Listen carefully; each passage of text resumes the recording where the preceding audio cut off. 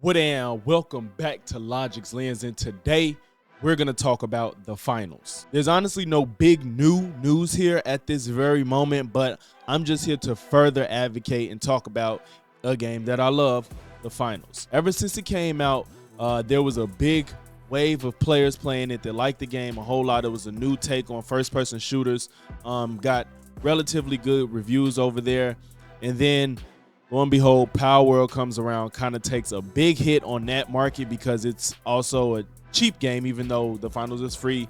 Rainbow Six Siege has come back with new content. There's, people's time is spread very thin. And if games can't keep up, they will fall to the wayside. I do think that happened to the finals, but in my personal opinion, I think it was kind of unfair because the finals has been regularly updating this game. It's regularly trying to make it better. It's regularly giving you new content, and a lot of that content is free. This video more or less is just to further show why I think that some of y'all that like the finals and maybe have put it on the back burner of your log, I think you should revisit it, simply because it'll be a shame to see a game like this, another free game that's actually not that bad, end up getting canned because of a lack of a player base. So if you haven't been playing the finals since maybe its inception, or even hell last month or month and a half or so, there's been a new season. This new season has incorporated new gadgets, new specializations for each class, and new weapons, and of course new cosmetic, and also a couple new game modes. They have a new King of the Hill tug of war game mode called Power Shift, where 2 teams of 5, so you have bigger teams 5v5 going against one another to take control of a moving platform that moves across the map. Personally, I think it's quite fun. It's not perfect, but it definitely works when it works, and it's once you get in it and you winning, it feels really good. It sucks when you're losing, but I've never felt like there was no way for me to get back in. I've definitely taken over games where we were losing tremendously in the beginning. And then we also have Cash Out, which is now 4 teams of 3 instead of 3 teams of 3 in Quick Cash, where the concept is the same, but now there's more opportunities for people to bank money. So instead, there was always one control point where everybody's trying to fight for that one cash box to cash out their money. Now you actually have more than one, so that can either go in your favor or go terribly bad, and people can just surpass you if you're not paying attention.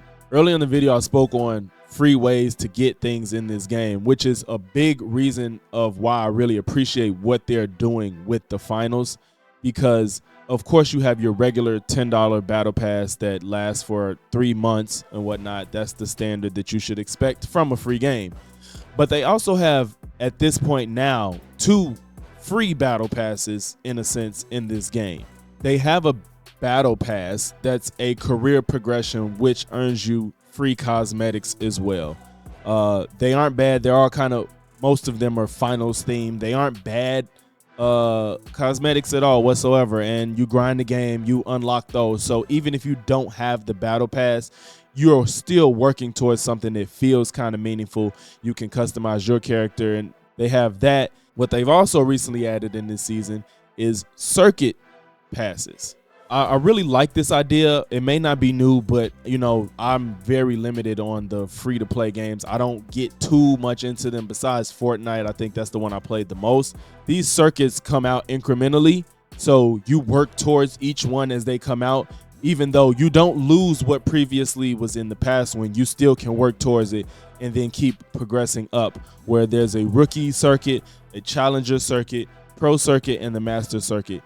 Each one has more difficult things that you have to accomplish to unlock everything in it, but I think it does give you a sense of accomplishment to work towards those things. And I think this kind of could be where the game has to find its footing, because it is possible to feel really fatigued from running this gameplay back to back to back to back. Personally, I enjoy it a lot. No 2 games feel the same. If you really kind of spread yourself between all of the game modes, I think that it could really work and really feel fun to play, especially with your friends. This game, coordination isn't a must, because you can get in with randos, not talk about anything, and just whoop ass. I think with friends, coordinating attacks, coordinating which gadgets you need, and which specializations you need with your friends to go in and make the best outcome of whatever the objective is. I think that plays a big role into how much you can enjoy this game. If you don't already love it, I think that may be the tipping scale for what you need. As well, a lot of people was asking for private matches in this game. This has recently been added and updated in the game. They have private matches now where you can choose your game mode, choose the map and whatnot, and just play with your friends and not have to worry about anybody else. So if you got up to 12 friends that you want to play with, you can do that as well. I know this is something that we should have seen day one, but you know, it's always, you feel better. You give these studios a lot more leeway when they're putting out a free game. I don't expect it to be perfect day one. As much as they've been updating this game, it's hard for me to even be mad at them. They've, like I said before, they've been adding things in this game at least once. No more than 2 weeks go by without something new being put in this game. Since it came out, they've actually had cosmetics that you could work towards with every holiday: Christmas, Valentine's Day, Thanksgiving, Easter. They've done it all. They've put in something for you to do for each one of these holidays, whether you want to. Some have been free, some you pay for. But like I said, it's a free game. They got to get in where they fit in. And I think that, again, games like this, Knockout City, in my opinion, Warhaven, I know Rumbleverse was a big one for a lot of people.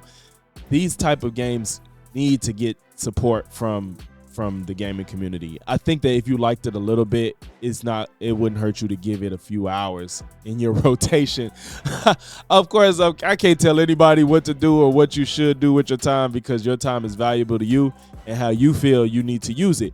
I just think that if this is a game that you liked and haven't played it in a while, I think you should revisit just to see what they have got going on now. I know it's easier said than done, especially with how much stuff is out right now and people have probably invested a lot of time in other things.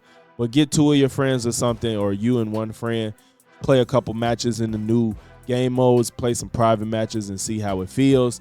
Try to unlock something you think look cool or whatever.